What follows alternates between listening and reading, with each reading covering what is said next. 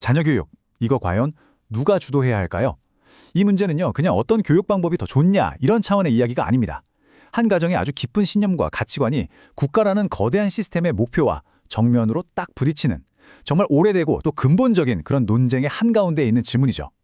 오늘 이 시간에는 교육이라는 밧줄을 사이에 두고 벌어지는 이 팽팽한 줄다리기의 양쪽 입장을 한번 깊숙이 들여다보겠습니다.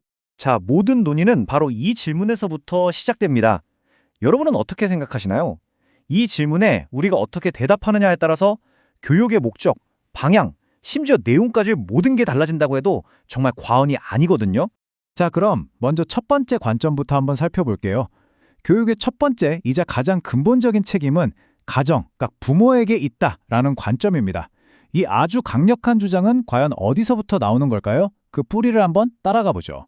이 관점의 가장 핵심에는 바로 가정교육권이라는 개념이 있습니다.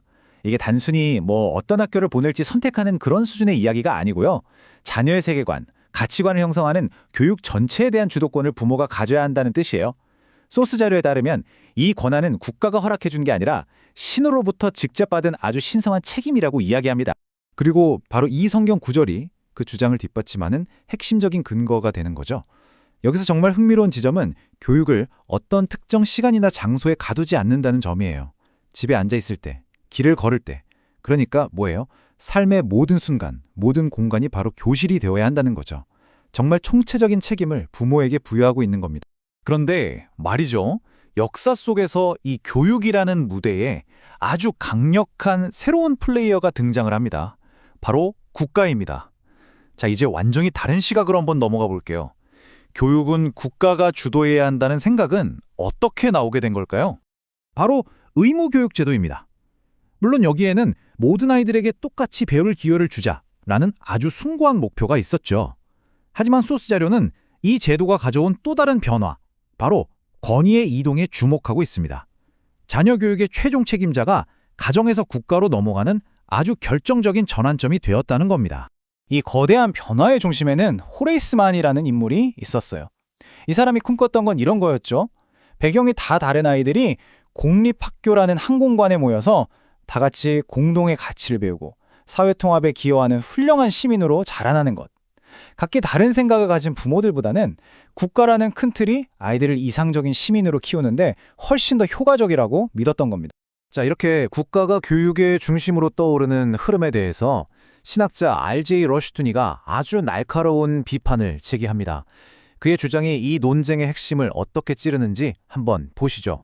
와, 이 표 하나만 봐도 두 세계관이 얼마나 극명하게 충돌하는지 그냥 확 느껴지시죠? 호레이스만에게 교육의 목표가 국가를 위한 훌륭한 시민 만들기였다면 러쉬두니에게는 신의 원리에 따른 신실한 자녀 키우기였던 겁니다. 교육의 주체가 누구냐, 목표가 뭐냐, 이 모든 질문에서 두 철학의 완전히 다른 방향을 보고 있는 거죠. 러쉬두니의 핵심적인 경고는 바로 이거였습니다. 국가가 교육을 통제하게 되면 교육은 결국 국가의 이념, 그러니까 국가가 최고다라는 국가주의와 인간이 중심이다라는 인본주의를 가르치는 도구가 될 수밖에 없다는 거죠. 그는 이게 성경의 권위와 부모가 가진 고유한 권한을 근본적으로 무너뜨린다고 봤습니다. 러쉬두니가 보기에 국가는 교육을 통해서 스스로를 마치 메시아 같은 존재로 만들어간다는 거예요. 그의 논리를 한번 따라가 볼까요?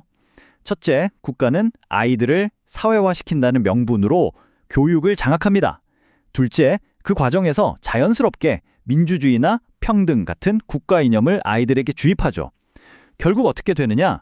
아이들의 삶에서 최종적인 권위는 신이나 부모가 아니라 국가가 되고 가정의 역할은 점점 줄어들 수밖에 없다는 주장입니다. 자, 그렇다면 러쉬두니와 같은 생각을 가진 가정들은 이런 흐름에 그냥 가만히 있었을까요? 아니죠. 그들이 선택한 저항의 방식은 어떤 것들이 있는지 한번 살펴보겠습니다. 소스 자료에서는 이런 가정들을 언약가정이라고 부릅니다. 이게 그냥 피를 나눈 가족 공동체, 이런 의미를 넘어서요. 신앙과 세계관을 다음 세대에 온전히 물려줘야 할 아주 중요한 사명을 가진 공동체로 스스로를 인식한다는 뜻입니다. 바로 이 사명감이 그들의 모든 교육적인 선택을 이끄는 핵심 동력이 되는 거죠. 그래서 이들은 자신들의 영적 자치권을 지키기 위해서 구체적인 행동에 나섭니다. 가장 대표적인 게 바로 자녀를 공교육 시스템 밖으로 데리고 나와서 직접 가르치는 홈스쿨링 혹은 신앙에 기반한 기독교 대안학교를 선택하는 거죠.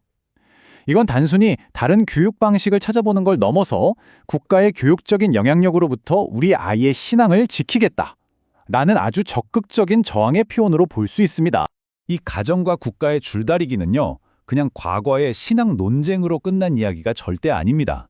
오늘날에도 여전히 법적으로, 사회적으로 아주 중요한 의미를 갖는 그야말로 뜨거운 현재 진행형 갈등이라고 할 수 있죠. 실제로 미국에서는요, 벌써 100년도 더 전부터 이 문제로 정말 치열한 법정 다툼이 있었습니다. 여기 슬라이드에 나온 주요 판례들을 보면 결론은 이거예요.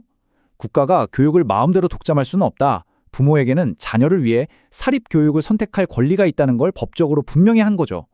이 갈등의 역사가 얼마나 깊고 치열했는지를 명확하게 보여주는 대목입니다. 자, 그래서 오늘 논의에서 우리가 꼭 기억해야 할 핵심은 바로 이겁니다. 의무교육의 확산이라는 게 단순히 교육제도가 하나 바뀐 사건이 아니었다는 거예요.